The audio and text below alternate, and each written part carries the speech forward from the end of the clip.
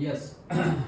तो हम बायोलॉजी में हमने फर्स्ट चैप्टर स्टार्ट किया था, that is reproduction in flowering plants, and that is particularly sexual reproduction जो होता है वो हम डिस्कस कर रहे थे। और हमने एक ही लेक्चर डिस्कस किया था, और वो एक लेक्चर में बेसिकली हमने स्टार्ट किया था कि फ्लावर का बहुत ज़्यादा इम्पोर्टेंस है हमारी लाइफ में। ओके, और जो इम्पोर्टेंस है उसके बाद रिप्रोडक्शन कैसे होता है। तो सबसे पहले तो हमने स्टार्ट किया था, एक क्विक रिवीजन ले लेते हैं। हमने स्टार्ट किया था कि पार्ट्स ऑफ फ्लावर्स, एक आज तो कुछ लाना ही रह गया, लेकिन आज तो वैसे थियोरिटिकल ही है। ओके, उस दिन तो दिखाना था, बट अगेन कहीं से मिले तो आई विल टेक इट, वो हाइबिस्कस का फ्लावर। ओके, सो जो फ्लावर है वो फ्लावर के पार्ट्स, तो बेसिकली मोटे मोटे पार्ट्स तो हमें पता है। याद है कौन कौन से थे parts of flowers? Petals, sepals, फिर हाँ हाँ थैलेमस, फिर हाँ उसको हम अलग डिफरेंट वर्ड्स में बोलेंगे कि वो जो वर्ल बना है, मतलब जो लेयर बना है, वो बेसिकली जो हम पहले से जो मतलब 6-7 स्टैंडर्ड से पढ़ते आ रहे थे वो पार्ट्स थे हमारे। सबसे पहले नीचे था स्टॉक, ओके, जो सपोर्ट है, डंडी है, वो स्टॉक। फिर उसके बाद था थैलेमस, फिर थैलेमस के बाद था सेपल्स, फिर सेपल्स के बाद था पेटल्स, फिर पेटल्स के बाद क्या था? स्टेमेन, एंड स्टेमेन के बाद पिस्टल्स। ओके, वैसे ही हमने लेयर वाइज किया था। और यही यही जो डिफरेंट डिफरेंट पार्ट्स है वो मेंबर्स, मैनी पार्ट्स, मतलब ऐसा नहीं कि पिस्टल है तो और से सेपल्स है, पेटल्स है तो एक ही है, ऐसा है नहीं, बहुत सारे हो सकते हैं। तो उनके जो मेंबर्स हैं उनके लेयर्स बन रहे थे, और वो लेयर्स को ही हमने बोला था वर्ल। ओके, WHORL, वर्ल, ये लेयर्स को हमने बोला था वर्ल। अभी ये जो लेयर्स है उसको भी हमने डिफरेंटली याद भी रखा था, वो ट्रिक भी हमने डिस्कस की थी, कॉल करिए एंड गाइए वाला। ओके, तो कॉल करिए तो सबसे पहले क्या था? Yes, calyx. तो पहला था कैलेक्स, देन दूसरा था कोरोला, एंड गाइए तो एंड का था एंडोशियम एंड गाइनोशियम। ओके, तो वो चार थे हमारे बेसिकली, वो हमने डिस्कस किया। फिर हम स्टार्ट कर रहे थे कि जो भी हमारा रिप्रोडक्शन होने वाला है वो रिप्रोडक्शन के पहले क्या क्या है। ओके, तो रिप्रोडक्शन के पहले जैसे कि हमने डिस्कस किया था फर्टिलाइजेशन के पहले प्री फर्टिलाइजेशन इवेंट्स। तो प्री फर्टिलाइजेशन इवेंट्स में बेसिकली दो इवेंट्स थे, कौन कौन से थे? कौन से इवेंट फर्टिलाइजेशन के पहले होते हैं हमने डिस्कस किए थे? हाँ, मतलब सबसे पहले तो गैमेट बनना। ओके, दो, एक तो गैमेट बनना और दूसरा गैमेट ट्रांसफर होना। तो एक था गैमेटोजेनेसिस, दैट इज गैमेट बनना। ओके, मेल और फीमेल के गैमेट बनना, दैट इज गैमेटोजेनेसिस। एंड दूसरा बन तो गए लेकिन ट्रांसफर भी होना है, ओके, दैट इज गैमेटो ट्रांसफर। ये दो मेन पार्ट थे। अभी ये दो मेन पार्ट में सबसे पहला पार्ट हम स्टार्ट कर लिए थे ऑलरेडी, दैट इज गैमेटोजेनेसिस। और गैमेटोजेनेसिस में क्या है कि गैमेट्स बनना। तो गैमेट्स बनना मतलब मेल के और फीमेल के गैमेट्स बनना। अच्छा, तो हमने स्टार्ट किया था मेल के गैमेट से बनने से। तो फिर हमने स्टार्ट किया तो पूरा का पूरा जो रिप्रोडक्टिव हमारा ऑर्गन है प्लांट का वो है फ्लावर। लेकिन उसमें भी अगर हम पर्टिकुलरली देखें कि male reproductive organ and female reproductive organ, तो मेल रिप्रोडक्टिव ऑर्गन कौन था? Yes, stamen. सो स्टेमेन हमने लिया था मेल रिप्रोडक्टिव ऑर्गन। फिर हमने पर्टिकुलरली स्टेमेन के अंदर घुस गए थे, उसको डिटेल्ड में डिस्कस कर रहे थे। तो स्टेमेन को डिटेल्ड में अगर हमने डिस्कस किया, हमने उसमें भी देखा था, बुक में भी थोड़ा बहुत ऊपर ऊपर हमने नोट्स में से तो पढ़ लिया था, उसके बाद बुक में से हमने देखा था। बुक में से ये तो बायोलॉजी का नहीं होगा, एक बार चेक कर लेते हैं।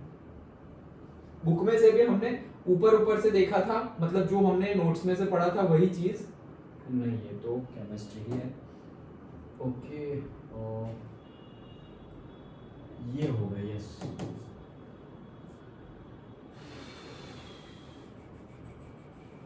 नहीं, ये भी नहीं है।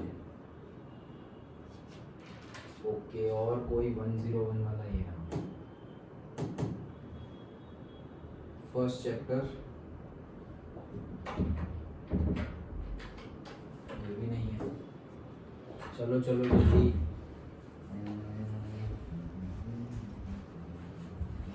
That's it. बुक तो नहीं मिल रही है, ये और क्या है?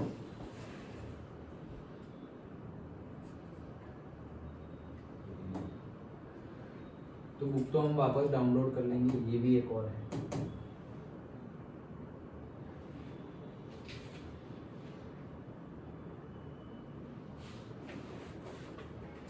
नहीं, अब नहीं जाएंगे हम। तो कहने का मीनिंग है कि हमने बुक में से भी ऊपर ऊपर से देखा था जो भी कंटेंट है वो, तो हम बात कर रहे थे मेल के रिप्रोडक्टिव पार्ट की, दैट इज स्टेमेन। और स्टेमेन में हमने देखा था, पर्टिकुलरली स्टेमेन देखा था, और स्टेमेन में हमने देखा था कि स्टेमेन में भी पार्ट्स है। तो स्टेमेन के पार्ट्स याद है? एक है मेन पार्ट जहां पे सब कुछ है, ओके। हमारा जो मेन पोलन ग्रेन्स होंगे वो क्या है? एंथर। दूसरा पार्ट कौन सा था? फिलामेंट था, यस। और एक तीसरा पार्ट भी था, याद हो तो? नहीं, तीसरा पार्ट था कनेक्टिव, ओके। जो हमारा एंथर था वो दो पार्ट में होता है, मतलब दो पार्ट होते हैं उसके, तो वो दो पार्ट को कनेक्ट करता है। जैसे कि हमने बोला था वो स्टरलाइट इश्यू होता है, मतलब वो कोई पार्टिसिपेशन नहीं करेगा जेनेसिस में, बट सपोर्ट के तौर पे होता है। वो जो दो ग्लोब्यूल्स होते हैं उनको कनेक्ट करने के लिए, ओके। तो basically filament, anther and connective. वो कनेक्टिव तो जस्ट अ टिश्यू, स्टरलाइट, जैसे कि केमिस्ट्री में हम कैटालिस्ट पढ़ते हैं कि वो पार्टिसिपेट तो नहीं करता, वैसे, ओके। तो वो हमने देखा था। फिर एंथर जो हमने डिस्कस किया, हमने जो एंथर डिस्कस कर रहे थे, वो एंथर में हमने डिस्कस किया था कि एंथर को हमने समझा था किसके कंपैरिजन से? कैप्सिकम लिया था हमने। फिर कैप्सिकम को हमने काटा था ऊपर से और देख रहे थे कि वो जो सेक्स है, वैसे ही दो पर्टिकुलरली पार्ट है, और दो पर्टिकुलर पार्ट में, मतलब एक पार्ट में दो सेक है, मतलब टोटल कितने सेक थे? 4, ओके। पूरे के पूरे एंथर में 4 सेक्स है अगर हम ऊपर से देखेंगे तो। और ये सेक जो है उसके चारों कॉर्नर पर ही माइक्रोस्पोरेंजिया था, ओके। और माइक्रोस्पोरेंजिया मतलब मल्टीपल 4 है, इसलिए हम ऐसा बोलते थे। और अगर एक की ही अगर बात करें, सिंगल की बात करें, तो उसे हम बोलते थे माइक्रोस्पोरेंजियम। डन, यहां तक का हमने डिस्कस कर लिया था। ये तो पूरा रिवीजन ही था, याद आ गया यहां तक का, ओके। तो यहां तक हमने डिस्कस किया कि माइक्रोस्पोरेंजियम होता है एंथर के अंदर। अब आगे डिस्कस करते हैं कि उसका स्ट्रक्चर क्या होता है एंड ऑल। तो देखो, स्ट्रक्चर ऑफ माइक्रोस्पोरेंजियम, तो स्ट्रक्चर कैसे होता है? तो ये जो हमारा एंथर है उसका टॉप व्यू हमें देखना पड़ेगा, और टॉप व्यू में 4 कॉर्नर जो होंगे, ओके, वहां पर माइक्रोस्पोरेंजियम होगा। तो माइक्रोस्पोरेंजियम का स्ट्रक्चर ऐसे कुछ दिखता है लेयर वाइज, ओके, जिसमें ऐसे मल्टीपल लेयर्स होते हैं। मतलब ये तो टॉप व्यू है, ऐसे देखेंगे तो साइड व्यू से ऐसे लेयर्स दिखेंगे, डिफरेंट डिफरेंट लेयर्स हमें दिखेंगे। तुम्हारी बुक में भी फिगर गिवन है, ओके। तो ऐसा कुछ व्यू दिख रहा है, ये तो समझने के लिए कि दिखता कैसा है ऐसे। अब हम डिटेल में समझेंगे कि ये सब लेयर है, उसमें उसका क्या फंक्शन है, क्या लेयर किस चीज के लिए है। तो 4 layers are present, okay. 4 layer present है, 1 2 3 4। वो 4 लेयर कौन कौन से है? एक है एपिडर्मिस, दूसरा है एंडोथीसियम, एक है मिडल लेयर्स, और लास्ट में है टेपेटम, ओके। ये 4 है। फिर से चारों याद रख लो, 4 लेयर्स प्रेजेंट है एक माइक्रोस्पोरेंजियम में। फिर से हम क्या समझ रहे हैं? स्ट्रक्चर ऑफ माइक्रोस्पोरेंजियम समझ रहे हैं। तो स्ट्रक्चर ऑफ माइक्रोस्पोरेंजियम, ये माइक्रोस्पोरेंजियम कहां है? वही तो है एंथर के अंदर, ओके। तो ये जो एंथर के अंदर माइक्रोस्पोरेंजियम है उसका हम स्ट्रक्चर समझ रहे हैं। क्यों उसका स्ट्रक्चर समझ रहे हैं? क्योंकि यहीं से बनेगा क्या? Pollen grains, okay. तो स्टार्ट करते हैं। तो टोटल 4 लेयर्स आर देयर। पहला है एपिडर्मिस, दूसरा है एंडोथीसियम। फिर से याद रखना है नाम, मैंने पहले ही बताया था, बायोलॉजी तुम्हें तो पता ही है, 11th में हमने पढ़ा हुआ ही है सब कुछ। तो नेमिंग तो ऐसे होंगे, ओके, टिपिकल, तो वो याद रखने पड़ेंगे। लेकिन तब भी बताया था कि नेम को तोड़ेंगे तो वहां से उसका मीनिंग भी पता चल जाएगा, ओके। सो एपिडर्मिस है, एंडोशियम है, एंडोथेसियम है, मिडल लेयर्स है एंड टेपेटम है। अब ये जो है epidermis, endothecium and middle layers, ये 3 जो है, ये तीनों के तीनों का फंक्शन एक ही है, दैट इज प्रोटेक्शन, ओके। क्यों इतना ज्यादा? मतलब जैसे कि हम ऐसा समझो, कि जैसे पहले के टाइम पे किंग होते थे, तो किंग के लिए कितना ज्यादा, मतलब अगर तुम आज की हिस्ट्री में इंडिया में भी अगर डिफरेंट डिफरेंट जगह पर जाओ, तो किंग का जो पैलेस है उसमें जो किंग का रूम है ना, वो रूम के आसपास का लेयर 1, फिर उसके बाद लेयर 2, फिर लेयर 3, फिर लेयर 4, पूरा का पूरा जो फोर्ट होता है ना, फोर्ट की भी बिल्डिंग होती है, मतलब फोर्ट की भी वो फेंसिंग होती है, वो फेंसिंग इतनी लंबी लंबी होती है। मतलब मैं गया था हरिद्वार बोल रहा हूँ हाँ, हैदराबाद में, वहां पर एक फोर्ट था, गोलकोंडा फोर्ट। ओके, तो वहां पर वो जो गाइड लिए थे उन्होंने बताया था कि 7 किलोमीटर्स तक उन्होंने ऐसे लेयर्स बना के रखे, 7 किलोमीटर्स तक। मतलब वो राजा को किसी को जीतना हो तो वो जैसे महाभारत में नहीं चक्रव्यूह की बात सुनी होती, वैसे कि चक्रव्यूह मतलब लेयर 1 कंप्लीट करो, लेयर 2, लेयर 3। ओके, तो ऐसे लेयर कंप्लीट, मतलब डिफरेंट डिफरेंट लेयर। ऐसा क्यों?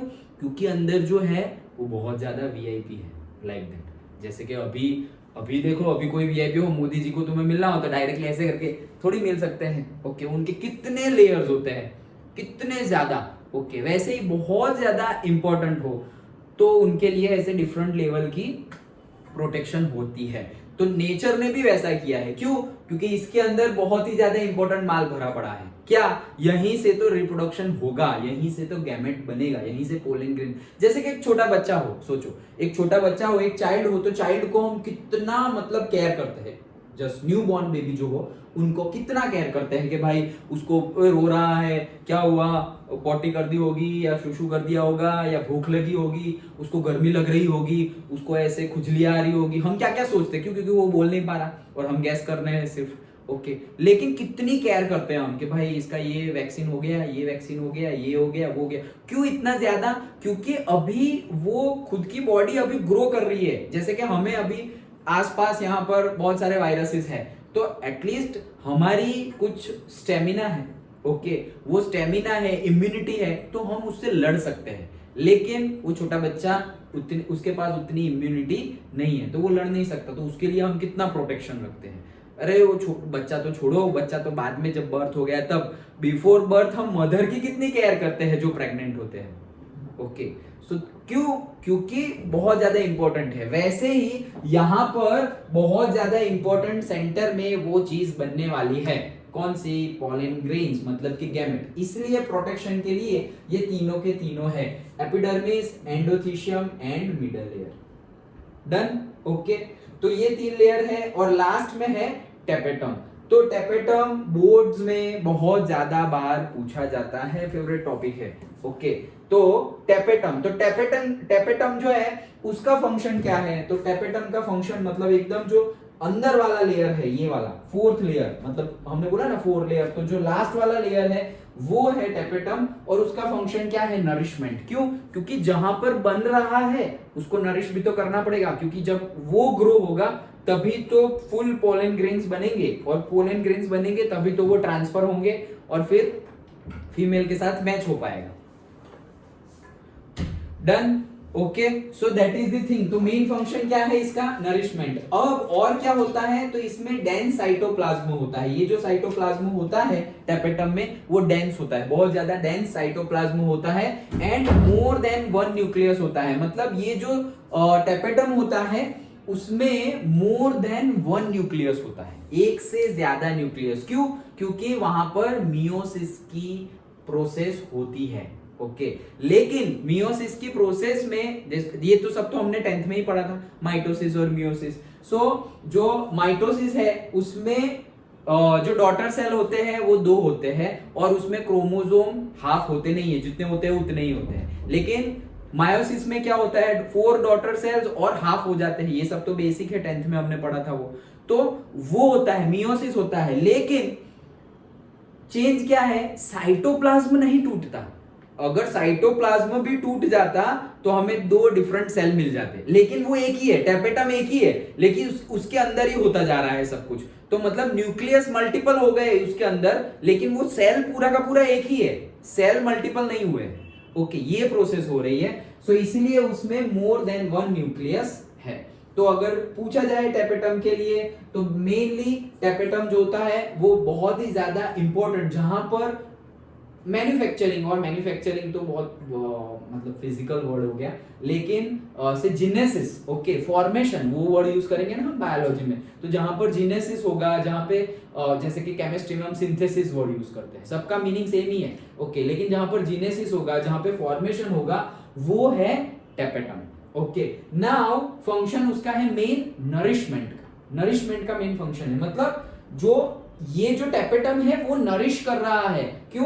क्योंकि टेपेटम के पास ही सेंटर में, ये जो हमारा माइक्रोस्पोरेंजियम है, टेपेटम के पास ही सेंटर में हमारा फॉर्मेशन होगा। कैसे फॉर्मेशन होगा आगे हम डिस्कस करेंगे, लेकिन ये समझ में आ गया, ओके। तो इतनी चीज हमें टेपेटम के लिए लिखनी है। देन आगे तो देखो, अब sporogenous tissues is present at the center of each microsporangium। तो माइक्रोस्पोरेंजियम का स्ट्रक्चर हम समझ रहे हैं, 4 लेयर्स है, हमने डिस्कस किया। अभी 4 लेयर्स के बाद ये जो एक माइक्रोस्पोरेंजियम है उसके सेंटर में होता है स्पोरोजीनियस टिश्यू।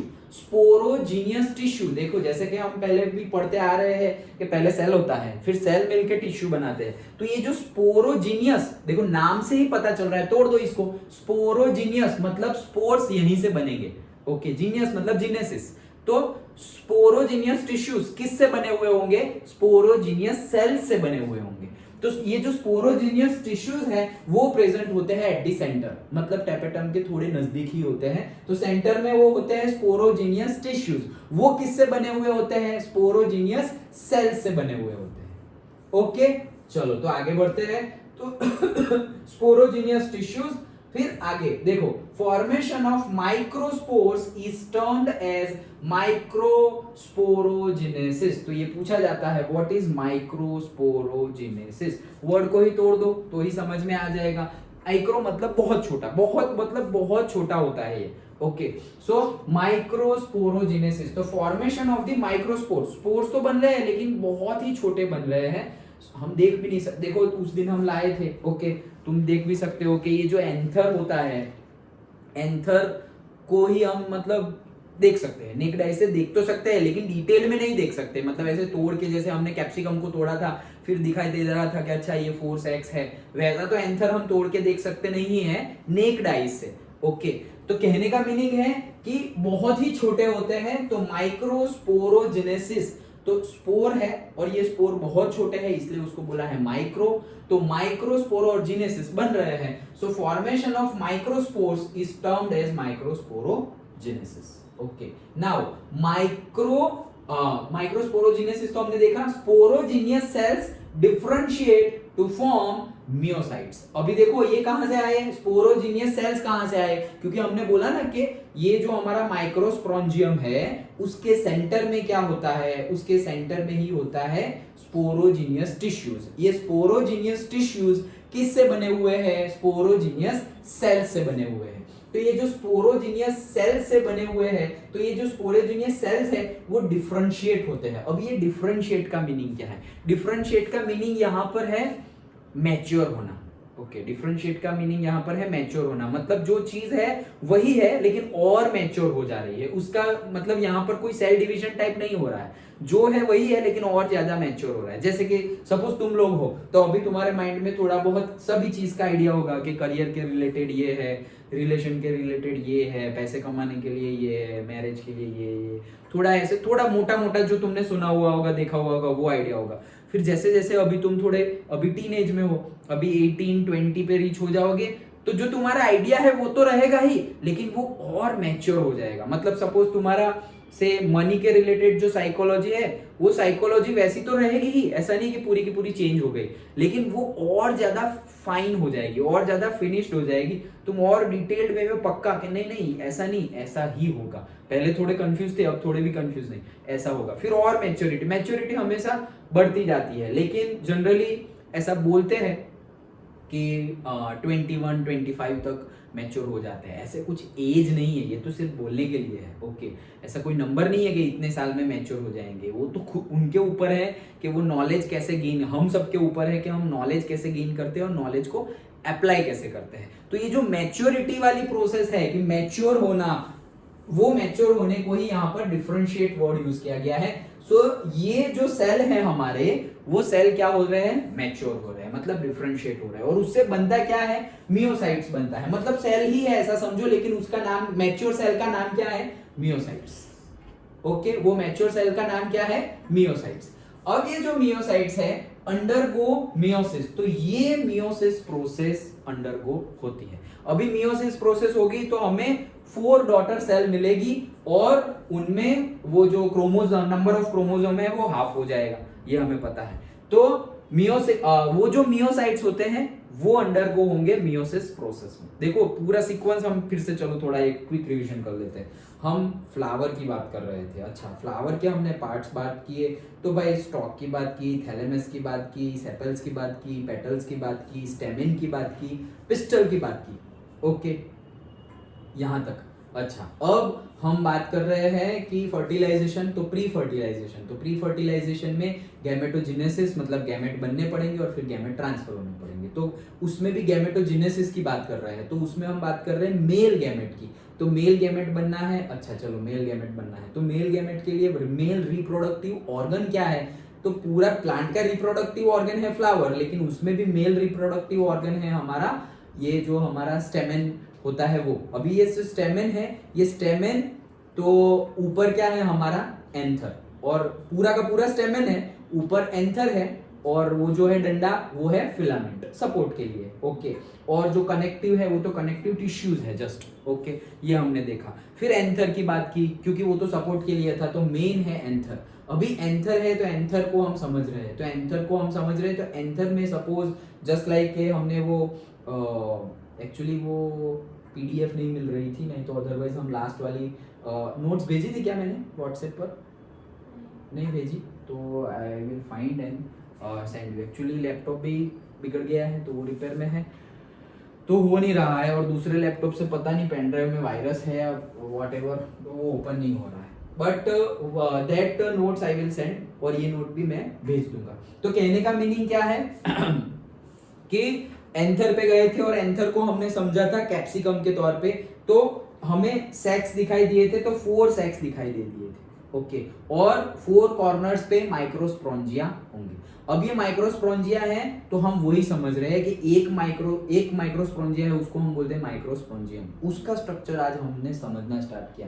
तो ये जो माइक्रोस्पोरेंजियम है, तो सबसे पहले तो टॉप लेवल पे हम देखेंगे तो ऐसा कुछ दिखेगा 4 लेयर वाला। अच्छा, तो 4 लेयर वाला है, तो उसकी नेमिंग कैसे है भाई, तो उसका नेमिंग भी हमने डिस्कस किया। उसमें से जो 3 लेयर्स है, वो 3 लेयर्स तो प्रोटेक्शन के लिए ही है, और जो टेपेटम है वो नरिशमेंट के लिए है। ओके, देन और आगे डिस्कस किया, तो ये जो माइक्रोस्पोरेंजियम है उसके सेंटर में हमारे माइक्रोस्पोरेंजिनियस टिश्यूज है, और वो टिश्यूज बने हुए हैं माइक्रोस्पोरेंजिनियस मतलब सेल्स से। ओके, अब ये जो सेल्स है वो सेल्स ही बनाएंगे। ओके, तो ये जो सेल्स है वो बनाएंगे स्पोर्स, तो स्पोरोजेनियस मैं तो स्पोरोजेनियस बोल रहा हूं, तो sporogenous cells differentiate to form meiocytes. Okay, ये जो मियोसाइट्स मतलब ये सेल्स ने बनाए मियोसाइट्स, और ये जो मियोसाइट्स है वो अंडरगो होंगे मियोसिस से। तो वो मियोसिस हो गया। अब मियोसिस हो गया तो हमें पता है 4 हैप्लॉइड माइक्रोस्पोर्स आर फॉर्म्ड, जिसको बोलते हैं माइक्रोस्पोर टेट्राड। टेट्राड केमिस्ट्री में हम पढ़ते हैं, वैसे टेट्रा मतलब 4। तो ऐसे एक मियोसाइट में से हमें 4 हैप्लॉइड माइक्रोस्पोर्स मिल रहे हैं, और उसको ही हम बोलते हैं माइक्रोस्पोर टेट्राड। ओके, नाउ ये जो माइक्रोस्पोर टेट्राड है, एक्चुअली यहीं से सब कुछ हुआ। ये जो हमारे पास सेल था, कौन सा सेल, जो पर्टिकुलरली हमने माइक्रोस्पोरोजेनेसिस, तो माइक्रोस्पोरोजेनेसिस जो हुआ वो क्या है, फॉर्मेशन ऑफ माइक्रोस्पोर्स बनना। लेकिन माइक्रोस्पोर्स कैसे बनेंगे, तो पर्टिकुलरली हमारे पास सेल्स है। ओके, तो सेल्स डिफरेंशिएट होंगे, और वो डिफरेंशिएट होंगे तो हमारे पास बनेंगे मियोसाइट्स। ओके, तो एक्चुअली सब कुछ बना कहां से, स्पोरोजीनियस सेल से, क्योंकि स्पोरोजीनियस सेल से स्पोरोजीनियस टिश्यू बने हुए हैं, और स्पोरोजीनियस टिश्यू है माइक्रोस्पोरेंजिया के सेंटर में।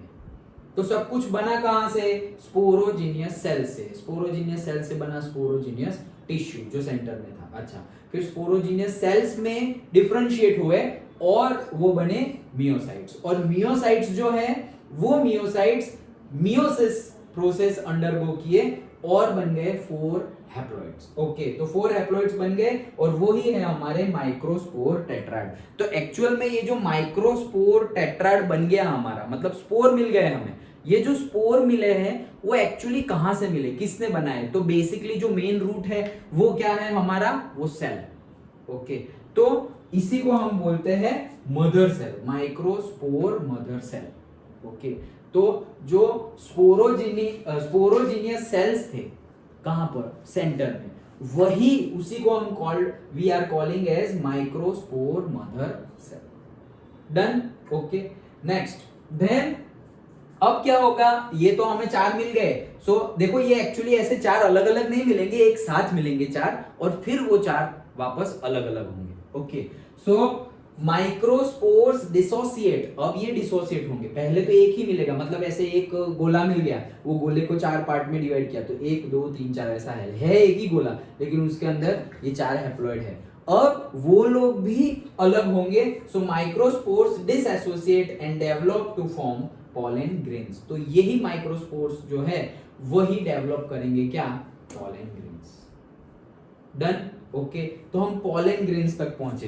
देखो फिर से एक क्विक रिवीजन करते हैं। हम एंथर तक तो पहुंच गए थे, एंथर है, फिर एंथर के बाद हमने माइक्रोस्पोरेंजियम की बात की। तो आज हमने स्टार्ट किया माइक्रोस्पोरेंजियम के स्ट्रक्चर से। तो माइक्रोस्पोरेंजियम के स्ट्रक्चर से बात किया तो एपिडर्मिस, एंडोथीशियम, मिडल लेयर्स, ये 3 तो हो गए, वो प्रोटेक्शन के लिए है, और फिर है टेपेटम। ओके, सो वो तो प्रोटेक्शन के लिए है, टेपेटम नरिशमेंट के लिए है, इसका डेंस साइटोप्लाज्म होता है, और बहुत सारे न्यूक्लियस होते हैं एक ही टेपेटम में बहुत सारे न्यूक्लियस होते हैं। ओके, चलो देन उसके बाद हमने बात की स्पोरोजीनियस टिश्यूज, ये जो प्रेजेंट होता है माइक्रोस्पोरेंजिया के सेंटर में। ये जो स्पोरोजीनियस टिश्यू है वो किससे बना हुआ होगा, हमने पढ़ा था ना सेल और उसमें छोटे क्लास में कि जो सेल होता है वही इकट्ठा होके उस टाइप का टिश्यू बनाता है। डिफरेंट टाइप के टिश्यू हम पढ़े थे।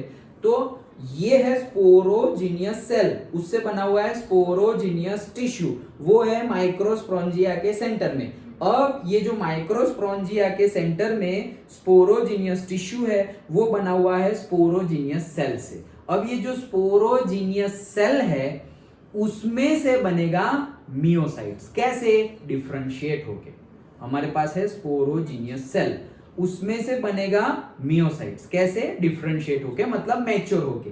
ये जो मैच्योर हो गए मियोसाइट्स, यही मियोसाइट्स अब बन जाएंगे क्या, पर्टिकुलरली अंडरगो करेंगे मियोसिस, और ये मियोसिस अंडरगो करेंगे तो 4 हैप्लॉइड्स हमें मिल जाएंगे, और ये जो 4 माइक्रोस्पोर हमें मिले वो उसी में से हमें क्या मिलेगा, पोलन ग्रेन्स, मतलब एक टेट्राड मिल जाएगा। तो पूरा सीक्वेंस समझ में आ गया। ओके, तो ये हमने डिस्कस किया। अब आगे डिस्कस करते हैं। तो देखो अब सिर्फ एक सवाल क्या, कि ये जो हमने अभी डिस्कस किया माइक्रोस्पोरोजेनेसिस, तो अगर मैं तुम्हें क्वेश्चन पूछूं कि सपोज एक माइक्रोस्पोरेंजियम है, एक मतलब स्पोरेंजियम बोल रहा हूं ना, तो माइक्रोस्पोरेंजियम है, तो माइक्रोस्पोरेंजियम में से कितने पोलन ग्रेन्स और वो जो हैप्लॉइड है वो बनेंगे, माइक्रोस्पोर्स बनेंगे, एक में से 4 बनेंगे एक माइक्रोस्पोरेंजियम में से। श्योर? हाँ, तो हर बार आंसर ऐसे ही होता है लेकिन ऐसा नहीं है, ये पूछा गया है इसलिए मैं तुम्हें बता रहा हूं। ओके, ऐसा नहीं है। क्यों? क्योंकि एक माइक्रोस्पोरेंजियम जो है उसमें से ये जो स्पोरोजीनियस सेल है, ये स्पोरोजीनियस सेल, जो एक स्पोरोजीनियस सेल है ना, एक स्पोरोजीनियस सेल, वो डिफरेंशिएट होके मियोसाइट्स बनाता है, और एक मियोसाइट्स मियोसिस प्रोसेस अंडरगो करके हमारे माइक्रोस्पोर्स बनाता है, हैप्लॉइड। ओके, वो एक से हो रहा है, और वैसे तो sporogenous cells thousand and thousand है। ये जो माइक्रोस्पोरेंजियम के सेंटर में स्पोरोजीनियस सेल्स से बना हुआ स्पोरोजीनियस टिश्यू है उसमें तो कितने सारे स्पोरोजिनियस सेल्स हैं, तो एक में से 4 बने, लेकिन यहां पर तो थाउजेंड्स है। तो एक्चुअली इसका आंसर क्या आएगा? इसका आंसर आएगा thousands and thousands of pollen grains बनेंगे एक ही स्पोरेंजियम में से, एक ही स्पोरेंजियम में से थाउजेंड्स हमारे पोलन ग्रेन्स बनेंगे। डन? ओके, तो इसीलिए ये रखा है। ओके, चलो ये देखो, जैसे कि ये देखो एक टेपेटम है।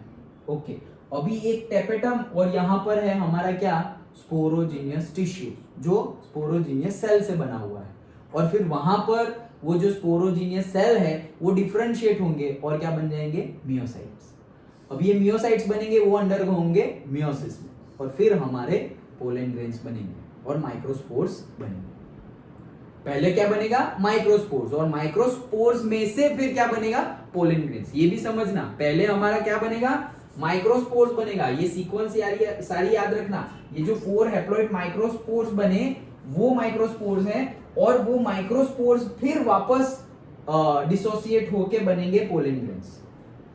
डन? ओके, चलो आगे बढ़ते हैं। तो आगे ये जो पोलन ग्रेन्स होते हैं, यू कैन हाइबिस्कस का ही फ्लावर लेना, यू कैन सी कि बहुत ही ज्यादा छोटे होते हैं। इसका नाम ही देखो ना, माइक्रोस्पोर्स, माइक्रो। ओके, तो माइक्रोस्पोर्स, और वो भी डिसोसिएट होके फिर पोलन ग्रेन्स बनेंगे। ओके, तो you can take like this, एक स्टेमन लो, फिर उसके एंथर के पार्ट ले लो, फिलामेंट छोड़ दो, और फिर ऐसे ऐसे थोड़ा घिसो उसे हाथ पर, तो तुम्हें थोड़ा पाउडरी टाइप लगेगा, मतलब मिलेगा।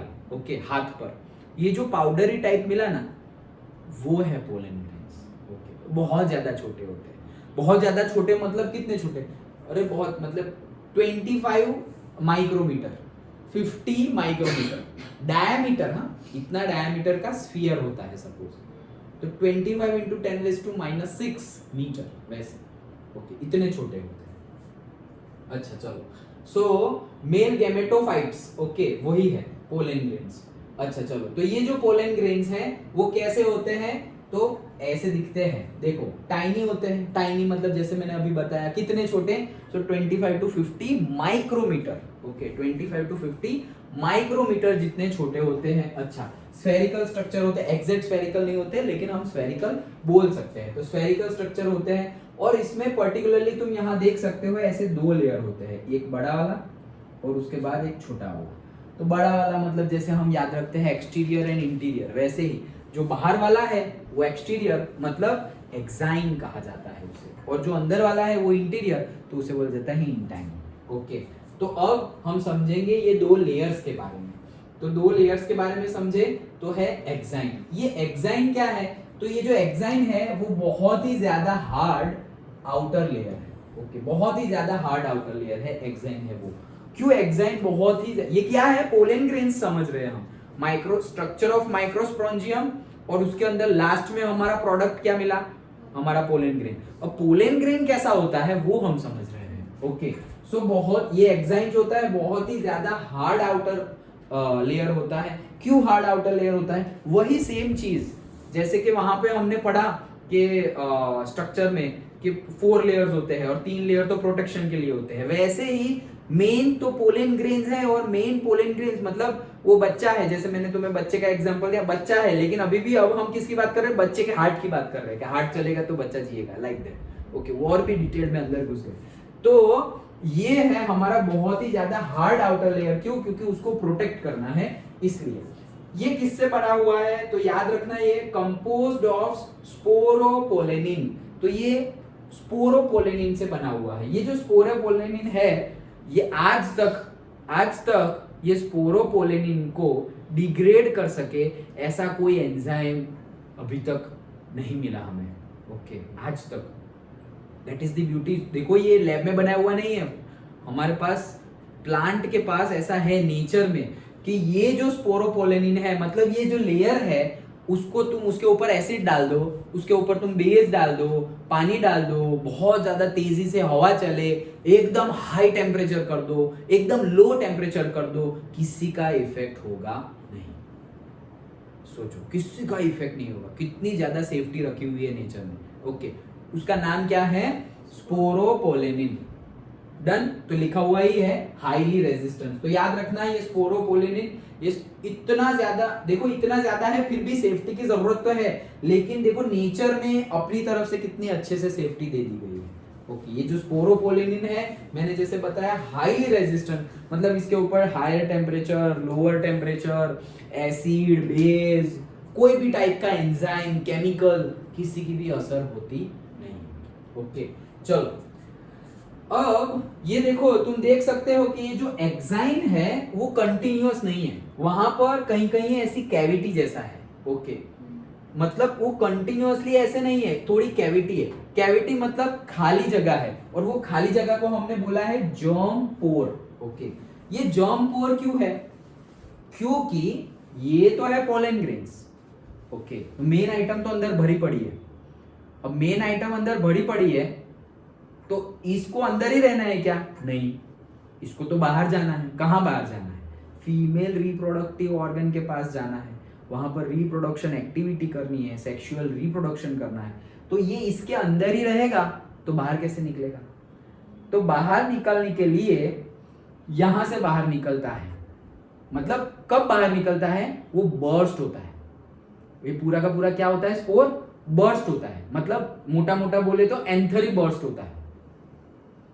ओके, अब ये जो है ये जर्म पोर, वहां से पर्टिकुलरली ट्यूब होती है, वहां से पर्टिकुलरली ये लोग बाहर निकलते हैं, और वो ट्यूब को हम बोलते हैं पोलन ट्यूब। ओके चलो, so germ pores are prominent aperture, मतलब एक प्रोमिनेंट एपर्चर है, एक शेप है वेयर स्पोरोपोलेनिन इज एब्सेंट। तो ये जर्म पोर है, वहां पे स्पोरोपोलेनिन नहीं होता। ये नहीं होता मतलब वहां तो फिर इफेक्ट होगा, यहां पर तुम फिर कोई केमिकल डालोगे तो यहां पर इफेक्ट होगी, वहां पर जहां पर स्पोरोपोलेनिन है वहां पर इफेक्ट नहीं होगी। तो इसका काम क्या है? It helps in the creation of the pollen tube. Pollen tube का अब देखो कौन कर रहा है ये सब कुछ? नेचर में हो रहा है। सोचो, नेचर में ये सब कुछ हो रहा है। लैब में तो हमने यहाँ से ये ट्यूब लगाओ, यहाँ से ये लगाओ, वो लगाओ, ये कितना एडवांस लेवल पे हो रहा है सोचो। So it helps in the creation of, जैसे कि हम अपनी बात करें ह्यूमन, वो तो सब आएगा ही ह्यूमन रिप्रोडक्शन में, लेकिन तुम देखो कि जैसे कि पर्टिकुलर ये कैसे पोलन ट्यूब, देखो कितनी सिमिलरिटी है। ये जो पोलन ट्यूब है वैसी पोलन ट्यूब होती है हमारी भी। हमारी ये नेवल से मदर की नेवल तक की कनेक्टेड होती है, फिर उसको काटते हैं, पता है ना? ओके, तो सोचो सेम, और जो मदर जो खाना खाती है, मदर मतलब सारा का सारा फूड, न्यूट्रिशन, इवन वो जो हमारा एक्सक्रीशन होता है, ओके, वो सब कुछ उसी से ट्रैवल होता है, वहीं से सब साफ होता है। ओके, मतलब वो एक जस्ट लाइक अ पाइपलाइन, जिसमें से सब कुछ गुड भी और बैड भी सब कुछ फ्लो होगा इनवर्ड्स एंड आउटवर्ड्स। ओके, क्योंकि वो तो पॉटी कर नहीं सकता अंदर बैठे हुए, ओके, सुसु कर नहीं सकता, वो अंदर ही करेगा, और मदर की बॉडी में चला गया तो नहीं जाना चाहिए। तो सोचो कैसे डेवलप हुआ, कितना, मतलब जस्ट अगर हमें बनाना हो इसीलिए तो आज तक हम ह्यूमन नहीं बना पाए। कितना डिटेल्ड है सब कुछ। ओके, देखो, तो it helps in the creation of the pollen tube and releases male gametes during the fertilisation. तो जब फर्टिलाइजेशन होता है तो यहाँ से रिलीज होता है, यहाँ पोलन ट्यूब आ जाएगी, और यहाँ पोलन ट्यूब, क्यों पोलन ट्यूब यहाँ नहीं आएगी? क्योंकि वहां पर हमारा स्पोरोपोलेनिन होगा, यहाँ पर स्पोरोपोलेनिन नहीं होगा, इसलिए यहाँ पर पोलन ट्यूब आ जाएगी, और फिर ये जो स्पोर्स है वो फर्टिलाइजेशन के लिए आगे बढ़ेंगे। डन? ओके, चलो, अब ये तो हो गई बाहर की बात, अब अंदर की बात करते हैं। तो अंदर है हमारा इंटाइन। ओके, ये जो सेकंड लेयर है वो, तो ये जो इंटाइन है वो बहुत ही ज्यादा छोटा लेयर है, थिन इनर लेयर, बहुत ही ज्यादा छोटा थिन इनर लेयर है। It is composed of cellulose and pectin. ये याद रखना, ये पूछा जाता है एक मार्क में कि किससे बना हुआ होता है इंटाइन। तो intine is made up of cellulose and pectin, ये सारे हमारे पोलन ग्रेन्स हैं। ओके, चलो, अब हम समझते हैं माइक्रोस्पोर टू पोलन ग्रेन। देखो हम पोलन ग्रेन में तो आ गए, पोलन ग्रेन हमारा हो गया, पोलन ग्रेन हो गया तो यही तो गैमेट है, बात खत्म, यही गैमेट है। लेकिन हमने बीच में एक स्टेप डिस्कस नहीं किया उतने डिटेल्ड में। कौन सा स्टेप? हमने बोला फिर से एक बार, एंथर, फिर एंथर, तो एंथर में है माइक्रोस्पोरेंजियम। अच्छा, माइक्रोस्पोरेंजियम, तो माइक्रोस्पोरेंजियम में 4 लेयर्स, फिर सेंटर में है स्पोरोजीनियस टिश्यूज जो बना हुआ है स्पोरोजीनियस सेल से। ये जो स्पोरोजीनियस सेल्स है वो डिफरेंशिएट होता है, मतलब मैच्योर होता है, और उसमें से बनते हैं मियोसाइट्स। ये जो मियोसाइट्स है वहां से वो जाएगी मियोसिस प्रोसेस के अंदर, वो मियोसिस प्रोसेस के अंदर जाएगी तो 4 हैप्लॉइड हमारे डॉटर सेल मिल जाएंगे। ओके, ये जो 4 डॉटर सेल मतलब माइक्रोस्पोर्स मिले हमें, उसी को बोलते हैं माइक्रोस्पोर टेट्राड। ओके, अब ये टेट्राड मिल गया, अब ये भी डिसोसिएट होगा और फिर बन जाएगा क्या, पोलन ग्रेन्स। तो एक टेट्राड में से पोलन ग्रेन्स बन गए, लेकिन हमने बोल दिया ना कि माइक्रोस्पोर्स है, उसमें से क्या बन गया, पोलन ग्रेन्स। लेकिन इसको डिटेल्ड में और समझना है हमें कि माइक्रोस्पोर्स टू पोलन ग्रेन्स बन गया, लेकिन ये कैसे बना वो अभी हमें समझना है। ओके, चलो, तो ये जर्नी है पूरी माइक्रोस्पोर टू पोलन ग्रेन्स। जो लास्ट वाला स्टेप था उसको हम डिटेल में समझते हैं। देखो, सबसे पहले क्या होता है, एक्सपांशन ऑफ द माइक्रोस्पोर्स। तो माइक्रोस्पोर तो है, अभी माइक्रोस्पोर से हमें पोलन ग्रेन में जाना है, तो 4 थे माइक्रोस्पोर, एक में टेट्राड था ना, तो 4 थे। अब ये 4 हैं, तो ये जो 4 में से जो एक है, ये माइक्रोस्पोर का क्या होगा, एक्सपांशन होगा। एक्सपांशन मतलब वॉल्यूम इंक्रीज होना, बढ़ना, तो इसका वॉल्यूम इंक्रीज होगा। अब इसका वॉल्यूम इंक्रीज हुआ तो क्या होगा, formation of a large vacuole, तो इसमें बड़े बड़े लार्ज वैक्यूल बनने लगेंगे। अभी अगर लार्ज वैक्यूल बनने लगे तो होगा क्या, ये जो सेंटर है ना वो सेंटर खिसक जाएगा, साइड पे हो जाएगा। ओके, तो ये लार्ज वैक्यूल बन गए हैं और सेंटर नीचे आ गया, मतलब कॉन्सेंट्रिक नहीं रहा। जैसे मैथ्स में हम वर्ड यूज करते हैं ना, कॉन्सेंट्रिक सर्कल्स। कॉन्सेंट्रिक सर्कल्स मतलब क्या, कि सपोज 2 कॉन्सेंट्रिक सर्कल्स, तो 2 सर्कल है, दोनों सर्कल की रेडियस अलग अलग है, लेकिन दोनों सर्कल का सेंटर एक ही है तो उनको क्या बोलते हैं, कॉन्सेंट्रिक सर्कल्स। लेकिन अगर हम बोले इसेंट्रिक सर्कल, जैसे इलिप्स में हम बात करते हैं, इलिप्स हम डिस्कस करें, ऐसे इलिप्स ड्रॉ करें, तो उसमें एक सेंटर नहीं होता। ओके, 2 पॉइंट की बात करते हैं, एक यहां पर भी और एक यहां पर भी। Okay, like that. तो वैसे ही बात है यहां पर भी।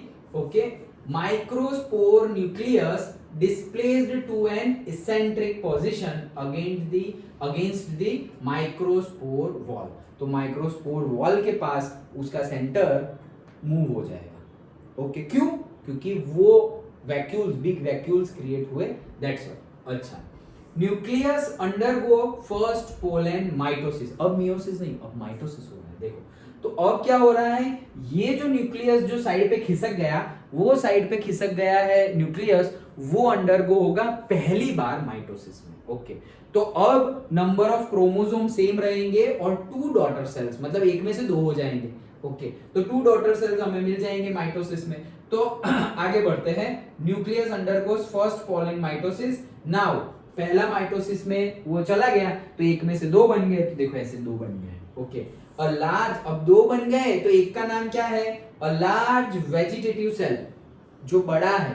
ओके, वो large vegetative cell and a small generative cell are formed.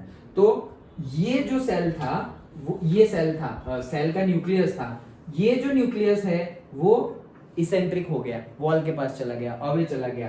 अब वो कहां गया, माइटोसिस हो गया, माइटोसिस प्रोसेस होने लगी। माइटोसिस प्रोसेस होने लगी तो एक में से 2 डॉटर सेल बन गए। अब ये जो 2 डॉटर सेल है उसमें 2 बन गए ना, तो ये जो एक है वो है लार्ज, और एक बड़ा है और एक छोटा है। जो बड़ा है उसको बोला है हमने लार्ज वेजिटेटिव सेल, और जो छोटा है उसको बोला है हमने, छोटा है तो स्मॉल जनरेटिव सेल, ऐसे 2 बन गए। अच्छा, अब cell within a cell structure, cell within a cell structure, ये क्या बात हुई बताता हूं। ये जो 2 हो गए ना, जैसे हमारा वो फ्रेज नहीं है, बड़ी मछली छोटी मछली को खा जाती है, वैसे ही ये जो लार्ज वेजिटेटिव, पहले उसका नेमिंग भी समझ लो, फंक्शन भी समझ लो। ये जो लार्ज वेजिटेटिव सेल है ना, उसमें ही पूरा का पूरा नरिशमेंट का खाना भरा पड़ा है। नाम से याद रखना हो तो नाम से याद रख लो, वेजिटेटिव मतलब वेजिटेबल, और वेजिटेबल मतलब खाना, ऐसे।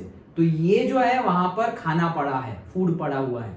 किस में? लार्ज वेजिटेटिव सेल में, वो हमें लिखना पड़ेगा। ओके, अच्छा ये 2 है, अब ये 2 है तो होगा क्या, जैसे बड़ी मछली छोटी मछली को खा जाती है, वैसे ही ये लार्ज वेजिटेटिव सेल ये छोटे जनरेटिव सेल को खा जाएगी मतलब ऐसे खत्म नहीं कर देगी, एंगल्फ कर देगी। वो अमोइबा का स्ट्रक्चर हम पढ़े थे, वैसे ही एंगल्फ कर देगी। ओके, तो एंगल्फ कर देगी तो ये जो छोटा है ना वो बड़े के अंदर घुस जाएगा।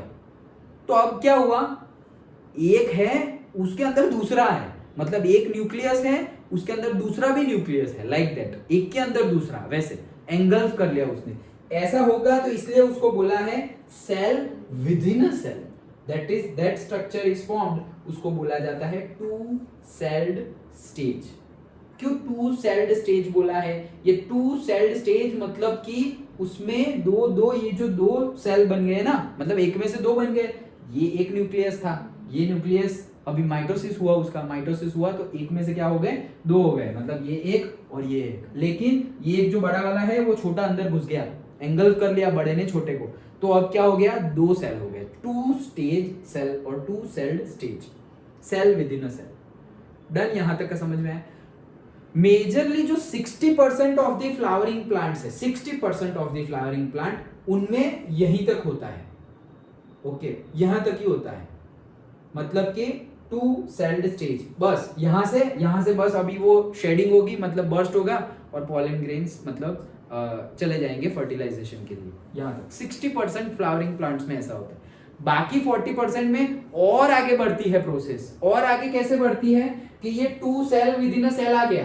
अब क्या होगा देखो, तो cell within a cell आ गया, जनरेटिव सेल, जो जनरेटिव सेल है वो अंदर जो घुस गया था, वो generative cell again undergo mitosis.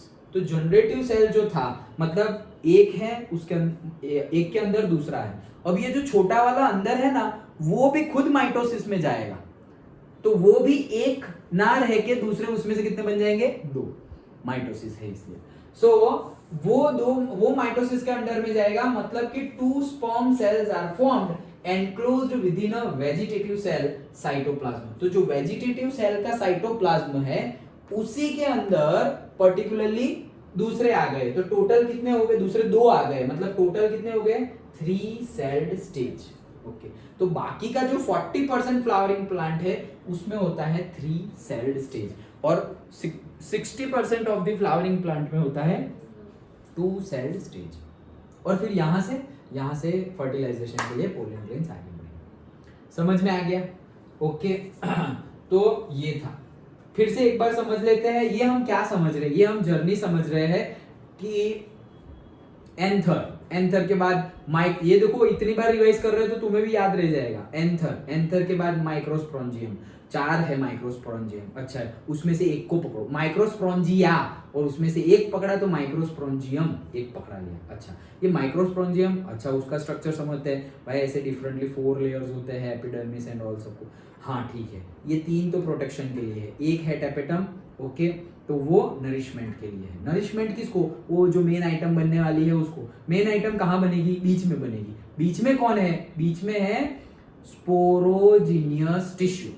Okay, ये स्पोरोजिनियस टिश्यू किससे बने होंगे, स्पोरोजिनियस सेल से। जैसे सेक्स टिश्यू हो तो सेक्स टिश्यू किससे बने होंगे, सेक्स सेल से बने हुए होंगे, लाइक दैट। तो वैसे ही जैसे मसल टिश्यू है, ओके, तो वैसे ही तो ये जो स्पोरोजिनियस टिश्यू है वो बने हुए होंगे स्पोरोजिनियस सेल से।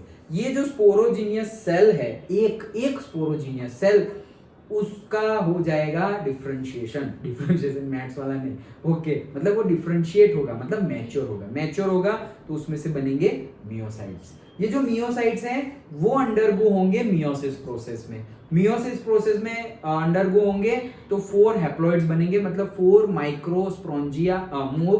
माइक्रोस्पोर्स बन गए हमारे, और इसी को बोलते हैं हम माइक्रोस्पोर टेट्राड। ओके, और ये जो माइक्रोस्पोर टेट्राड है, मतलब जो माइक्रोस्पोर है, ये माइक्रोस्पोर में से पोलन ग्रेन बन जाएंगे। तो ये जो माइक्रोस्पोर से पोलन ग्रेन बनने की जो प्रोसेस है वो अभी हम समझ रहे थे कि माइक्रोस्पोर से पोलन ग्रेन। तो सबसे पहले तो हमारे पास माइक्रोस्पोर था, हाँ ठीक है, वो टेट्राड था, उसमें से एक को ले लो माइक्रोस्पोर, एक माइक्रोस्पोर ले लिया। अभी क्या होगा, ये एक माइक्रोस्पोर का एक्सपांशन होगा। चलो, तो एक्सपांशन हो गया। एक्सपांशन होने के बाद क्या होगा, एक्सपांशन होने के बाद अंदर बिग वैक्यूल्स क्रिएट होंगे। ओके तो बिग वैक्यूल्स अंदर क्रिएट हो गए। अभी बिग वैक्यूल्स क्रिएट हो गए तो वो अपनी जगह रोकेंगे, वो अपनी जगह रोकेंगे तो इसका जो न्यूक्लियस है वो इसेंट्रिक हो जाएगा टुवर्ड्स द वॉल, मतलब कि खिसक जाएगा, सेंटर पे नहीं रहेगा और खिसक जाएगा, मूव अवे कर जाएगा और कहां नजदीक, सेल वॉल के पास चला जाएगा, मतलब एंड तक चला जाएगा। अच्छा ठीक है, अब क्या होगा, तो अब ये लोग अंडरगो करेंगे माइटोसिस। तो माइटोसिस अंडरगो होगा तो ये सेल पर्टिकुलरली माइटोसिस अंडरगो होगा तो दो मिलेंगे डॉटर सेल और इसमें क्रोमोसोम्स चेंज हो, नंबर ऑफ क्रोमोसोम सेम रहेंगे क्योंकि माइटोसिस है। अच्छा अभी ये दो हो गए, अब ये जो दो हो गए हैं उनका अलग अलग नेमिंग है, एक है लार्ज वेजिटेटिव ओके और दूसरा है स्मॉल जनरेटिव। अच्छा अब ये जो लार्ज वेजिटेटिव है और स्मॉल जनरेटिव है तो होगा क्या कि ये जो लार्ज वेजिटेटिव है वो फूड के लिए होता है, वो तो हमने डिस्कस किया। अब ये जो लार्ज वेजिटेटिव है वो स्मॉल जनरेटिव है उसको एंगल्फ कर लेगा और उसको जब एंगल्फ कर लेगा तो उसको बोलते हैं two celled stage. 60% of the flowering plant यहीं तक होता है okay, two cell stage, cell in a cell stage okay. Then अभी आगे 40% जो बाकी रहे वो फ्लावरिंग प्लांट्स में क्या होता है कि ये जो टू सेल्ड स्टेज बना अभी उसमें एक बड़ा सेल है लार्ज वेजिटेटिव, उसके अंदर छोटा है स्मॉल जनरेटिव और ये स्मॉल जनरेटिव है वो फिर से अंडरगो करता है माइटोसिस। तो फिर से अंडरगो करेगा तो अब ये स्मॉल जनरेटिव ना रह के उसकी जगह दूसरे दो आ गए, पहले एक था और दूसरे दो आ गए, टोटल हो गए 3। तो इसको बोलते हैं 3 सेल्ड स्टेज। तो बाकी के जो 40% फ्लावरिंग प्लांट है उसमें यहां तक होगा। समझ में आ गया ओके। तो ये है हमारा पर्टिकुलरली पॉलन ग्रेन्स और मतलब जो माइक्रोस्पोर से पॉलन ग्रेन्स तक की जर्नी। अच्छा ओके, अब बहुत बार बोर्ड में ये पूछा जाता है difference between the vegetative versus the generative cell. तो अच्छे से याद रख लो, हमने सब कुछ डिस्कस किया ही है, फिर भी अगर अकेले मतलब पर्टिकुलर एक सिंगल पूछ ले इंडिविजुअली शॉर्ट नोट के तौर पे तो भी तुम्हें ये सारे पॉइंट लिखने हैं और डिफरेंस पूछे तो भी ये पॉइंट तो लिखने ही है ओके। चलो तो क्या है सबसे पहला पॉइंट, नाम के अकॉर्डिंगली ये जनरेटिव स्मॉल जनरेटिव सेल वैसा ही नाम दिया था, तो ये स्मॉल होते हैं साइज में, ये बिग होते हैं। देन ये होता है स्पिंडल शेप्ड, स्पिंडल मतलब जैसे कि स्पिंडल किसे बोलेंगे, ऐसे घुमाने वाला होता है ना, एक्चुअली उसे स्पिंडल बोलते हैं ओके। हाँ पॉइंटेड सरफेस होगी जैसे कि ये ऐसे है ओके, और फिर मैं इसको ऐसे ऐसे ऐसे घुमा रहा हूँ, ऐसे पकड़ के इसको ऐसे ऐसे घुमा रहा हूँ तो उसको बोलते हैं स्पिंडल ओके। जैसे कि इसको भी बोल सकते हैं, ऐसे थोड़ा ये थोड़ा बड़ा होगा ना तो इसको भी हम बोल सकते हैं क्या, स्पिंडल लाइक दैट। तो इसका स्पिंडल शेप मतलब ऐसे थोड़ा बहुत सिलिंड्रिकल, लेकिन ऐसे सिलिंड्रिकल इतना लंबा नहीं ओके, लेकिन थोड़ा बहुत उसका ऐसा होगा जैसे कि ये देखो ओके। तो स्पिंडल शेप होगा और इसका कोई शेप नहीं होगा, इररेगुलर शेप होगा, स्फेरिकल जैसा लेकिन इररेगुलर होगा, तो इररेगुलरली शेप्ड न्यूक्लियस। अच्छा then dense cytoplasm with the nucleus, तो इसका जो होता है वो डेंस साइटोप्लाज्म होता है। एंड ये क्या कहां रहता है, तो floats in the cytoplasm of vegetative cell, मतलब कि ये जो जनरेटिव मतलब सेल इन सेल वाला मतलब टू सेल्ड स्टेज था, जो ये डिफरेंस कब कहलाएगा, 2 सेल्ड स्टेज में ही कहलाएगा, 3 सेल्ड स्टेज में तो होगा ही नहीं क्योंकि ये भाई साहब है ही नहीं अब तो 2 स्पर्म सेल और लार्ज वेजिटेटिव सेल आ गया ओके। तो ये जो सेल इन अ सेल मतलब 2 सेल्ड स्टेज है तब वो कहां रहेगा, floats in the cytoplasm of the vegetative cell. और इसमें क्या है तो देखो एबंडेंट फूड रिजर्व, पहले ही बताया था, नाम से ही याद रख लो, वेजिटेटिव वेजिटेबल मतलब खाना, तो एबंडेंट फूड रिजर्व, इसमें बहुत ज्यादा फूड रिजर्व होगा। Then responsible for growth of pollen tube, क्यों, क्योंकि इसमें जो फूड है वही नरिशमेंट के लिए आगे यूज होगा। और जैसे हमने बताया जर्म पोर ओके, वो जो हमारे एग्जाइम थी उसकी जो जर्म पोर थी वहीं से क्या बनेगी, पोलन ट्यूब, तो वो इसमें हेल्प करेगा। Responsible for the growth of pollen tube, और इसका दूसरा नाम ट्यूब सेल भी है, लार्ज वेजिटेटिव सेल को हम ट्यूब सेल भी बोलते हैं क्योंकि वही रिस्पॉन्सिबल है पोलन ट्यूब बनने के लिए ओके। तो ऐसा डिफरेंस पूछा जाता है तो तुम ये पॉइंट्स लिख सकते हो। डन ओके चलो तो आगे बढ़े। हाँ तो पोलन ग्रेन्स हो गए। अब ये जो पोलन ग्रेन्स है अब उसका क्या करें, क्योंकि पोलन ग्रेन्स तो हमारा जो मेल गैमेट है यही है पोलन ग्रेन्स, तो अब उसका क्या, तो उसको जाना पड़ेगा फिर ओके। कहां जाना पड़ेगा, शादी हो रही है तो भाई बारात लेके जाना तो पड़ेगा ना, वो हस्बैंड को वाइफ के पास, ओके, दूल्हे को दुल्हन के पास जाना पड़ेगा बारात लेके, तो बारात लेके जाना पड़ेगा। कौन? अच्छा, हाँ, सो इसको जाना पड़ेगा। अभी इसको जाना पड़ेगा तो ये पोलन ग्रेन्स है और जाएगा, कहाँ जाएगा? लड़की के घर ही शादी होगी, तो ये लड़की का घर आ गया, ओके। तो ये जो लड़की का घर है वो क्या है? स्टिग्मा। स्टिग्मा पे वो जाके बैठ जाएगा। अब ये जो स्टिग्मा है उसको कैसे याद रखोगे? जैसे कि हेलीकॉप्टर को उतरने के लिए हेलीपैड होता है, ओके, तो हेलीकॉप्टर ऐसे प्लेन सरफेस होती है, कहीं पर भी नहीं उतर सकता है हेलीकॉप्टर, उतार देते हैं अब तो अब तो उतार देते हैं, लेकिन कहीं पर भी नहीं अभी हेलीकॉप्टर के लिए, लेकिन क्रैश होने के चांसेस है अगर ऐसा कुछ हम स्टंट कर रहे हैं तो। कहने का मीनिंग है एक बेस चाहिए, हेलीपैड चाहिए, वहां पर हेलीकॉप्टर उतरेगा। वैसे ये जो स्टिग्मा है ना वो बेस प्रोवाइड करता है कि आ जाओ भाई, हेलीकॉप्टर कौन है? हमारे पोलन ग्रेन्स, और ये जो बेस है वो क्या है? स्टिग्मा। Done, okay. तो ये आ जाएगा हेलीकॉप्टर बेस के ऊपर, shedding of the pollen grains. ये यहां से मतलब कि पोलन ग्रेन्स जो है उसका स्टिग्मा तक पहुंचना, इसी को बोलते हैं shedding of pollen grains. Pollen grains का स्टिग्मा तक पहुंचना, क्योंकि पोलन ग्रेन्स तो कहां थे? एंथर में थे। पोलन ग्रेन्स जो स्टेमन में एंथर में थे, एंथर से निकल के स्टिग्मा पर पहुंचना। कार्पेल और पिस्टल जो वुमेन का पार्ट है, ओके, वुमेन के पार्ट के जैसे कि मेल का पार्ट है उसमें ऊपर कौन बैठा हुआ है? एंथर। वैसे ही फीमेल का पार्ट है कार्पेल और पिस्टल के ऊपर जो है that is the our stigma. Done, okay. हाँ, अब दूसरी बात क्या? ये जो शेडिंग ऑफ पोलन ग्रेन्स है, मतलब ये दूल्हा जा रहा है दुल्हन के घर, तो उसका टाइम होता है, ओके। हम तो इंडिया में तो पर्टिकुलरली टाइम होता है, हम मुहूर्त देखते हैं। अभी तो मुहूर्त कोई मतलब फॉलो गुजरात में नहीं करते, बाकी जगह पर तो करते हैं। गुजरात में तो मतलब इतने नाचते हैं कि मुहूर्त ही चला जाता है। अच्छा, लेकिन कहने का मीनिंग क्या है कि पर्टिकुलर टाइम होता है, वो टाइम में क्यों? क्योंकि हम सब कुछ देखते हैं ना कि भाई ग्रह नक्षत्र कैसे है, सारे के सारे प्लैनेट्स की पोजीशन जो हमारे लिए, क्योंकि हम तो हमारे पास तो पूरा का पूरा शास्त्र है, ज्योतिष शास्त्र, वास्तु शास्त्र, सब कुछ, ओके। तो उसके अकॉर्डिंगली हमने टाइमिंग रखा। ये टाइमिंग के अंदर ही शादी हो जानी चाहिए, नहीं तो पहले के टाइम पे तो पंडित जी ना बोल देते थे। मैंने एक उपनिषद, जो हमारे उपनिषद है, ओके, वो उपनिषद में देखा था कि एक बहुत एक भाई साहब को, मतलब ब्राह्मण थे, पंडित जी थे, उनको लड़की नहीं मिल रही थी, और फिर लड़की मिली, ओके, सब कुछ सेट हो गया, लेकिन बोला कि बहुत ही छोटा सा टाइम है, मतलब बहुत कम टाइम है, उतने ही टाइम में कर लेना पड़ेगा मैरिज, अदरवाइज दोनों में से एक मर जाएगा।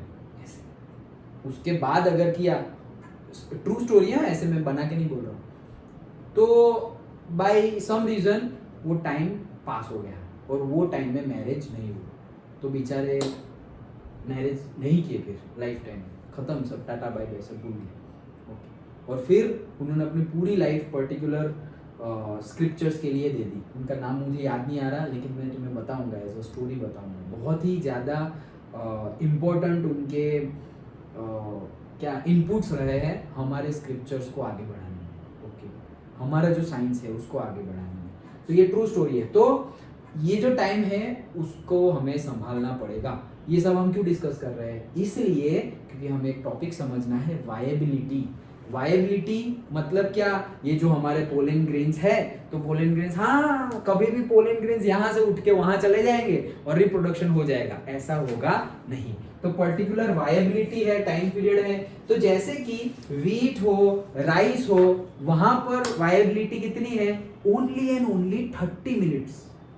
Just imagine 30 minutes. वो 30 मिनट्स में हो जाए तो हो जाए, उसके बाद कुछ होगा नहीं, ओके। इसलिए वैसे रिप्रोडक्शन से ये हमें नहीं ज्यादा बेनिफिट नहीं मिलता। 30 मिनट्स में हमें कब पता क्या हो गया, कैसे हो गया, ओके। तो यहाँ पर लेकिन some plants are there, flowering plants जैसे कि रोज, तो उसमें महीनों होता है, मंथ्स होते हैं। वायबिलिटी टाइम कितना है? मंथ्स। तो मंथ टाइम में मतलब सपोज मान लो 2 महीने, तो 2 महीने में ये जो हमारे पोलन ग्रेन्स है वो यहाँ से स्टिग्मा पे जाएंगे। 2 महीने का टाइम है, मतलब बारात को जाने के लिए 2 महीने का टाइम है, लेकिन यहाँ पर सिर्फ 30 मिनट का टाइम है। Okay, like that. सो कहने का मीनिंग है कि हमें वो टाइम को पर्टिकुलर संभालना पड़ेगा, उसी टाइम में रिप्रोडक्शन एक्टिविटी हो जानी चाहिए। तो एक इंटरेस्टिंग फैक्ट है, देखो, it is possible to store pollen grains of a large number of species for years in liquid nitrogen. और कितने टेम्परेचर पे?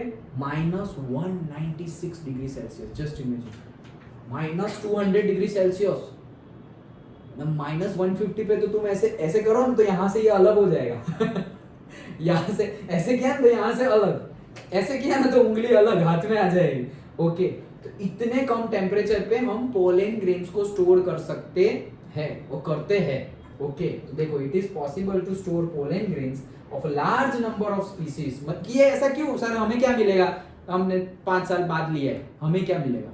हमें अभी सोचो, जैसे हमारे एनिमल्स एक्सटिंक्ट हो रहे हैं वैसे हमारे प्लांट भी एक्सटिंक्ट हो रहे हैं। ओके, तो आगे जाके देखो, अभी स्पैरो नहीं दिखाई दे रही। अभी जो हमारी पहले के टाइम पे मैं जब तुम लोगों जितना था, तो अभी कहीं पर भी तुम बाहर सिर्फ ऐसे बैठो, रोड पर भी हो ना, ची ची ची ची ऐसे सुनाई दे।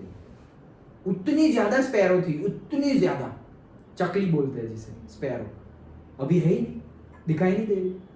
पिजन देखो कितने कम हो गए हैं, ऐसा नहीं है कि स्पैरो जैसा हो गया है, पिजन तो है लेकिन बहुत कम हो गए हैं, बहुत कम। ऐसी लाइन पड़ी होती है पिजन की, सुबह शाम, ये जो हमारे इलेक्ट्रिसिटी के केबल्स होते हैं ना, उस पे लाइन पड़ी हुई होती है, बैठे हुए होते हैं कंटिन्यूअस, इतनी ज्यादा तादाद। अब देखो सब लोग इतने ज्यादा, मतलब उनका वो जो हमने पढ़ा था ना, ओके, हेरिडिटी एंड इवोल्यूशन हुआ नहीं सही। ओके, तो ऐसा सब हो जाता है। ओके, तो ऐसा प्लांट्स के साथ ना हो, दैट्स वाई हम उसको स्टोर करके रखें और फिर फ्यूचर में जाके उसको फ्यूजन करवाए। हॉलीवुड की तो कितनी मूवीज ऐसे बनती है। अभी आ रहा है डायनासोर, जुरासिक पार्क 3, नया न्यू बिगिनिंग ऐसा नाम दिया हुआ है, उसमें यही कर रहे हैं। क्या कर रहे हैं? पर्टिकुलर आइलैंड पे गए, मतलब ये ट्रेलर मैंने देखा उसके बेस पे बता रहा हूँ। आइलैंड पे गए और वो अंडा जो है डायनासोर का, वो उसमें से इंजेक्शन लेके, मतलब वो स्पर्म ले रहे हैं और लेके आके फिर यहाँ उसका यूज करेंगे और फ्यूजन करेंगे। ऐसे वो लेने गए और फिर वो लोग आ गए, उसके मम्मी पापा, और फिर मूवी जा रही है। Okay, like that. बहुत सारी मूवीज में, ये तो अभी लेटेस्ट, अभी तो आई भी नहीं है, आने वाली है, लेकिन पहले भी बहुत सारी ऐसी मूवीज बन गई है जिसमें ऐसे फ्यूजन करते हैं। और एक मूवीज की बात निकली तो मुझे पता है इसलिए बता रहा हूँ। आज की डेट में पर्टिकुलरली हम ये क्यों कर रहे हैं? क्योंकि फ्यूचर में हमें ऐसे प्लांट्स हमारे पास रहे। ओके, आज की डेट में तो ये जो प्रॉब्लम हो रही है लेडीज में, शायद तुमने सुना ही होगा, PCOS, PCOD। ओके, तो ये सब जो प्रॉब्लम हो रही है उसकी, क्योंकि हमारा डाइट ही वैसा हो गया है। ओके, तो होता क्या है, जैसे कि एक्ट्रेस है और बहुत बड़ी बड़ी सेलिब्रिटीज है जिनको मतलब उनका करियर है, मतलब जैसे मूवीज करनी है या स्पोर्ट्स में है, तो भाई 35 और 40 ईयर तक कैसे स्पोर्ट्स में घुसे रहना है। ओके, तो बहुत ज्यादा, मतलब उस टाइम पे मैरिज हो गए तो उस टाइम पे चाइल्ड प्लानिंग नहीं कर सकते, मतलब कर तो सकते ही है, लेकिन दे थॉट कि भाई करियर ज्यादा इंपॉर्टेंट है, लाइक दैट। सो वो लोग क्या करते हैं कि पर्टिकुलरली ये जो एग है उनको भी ऐसे फ्रीज करवा के रखते हैं।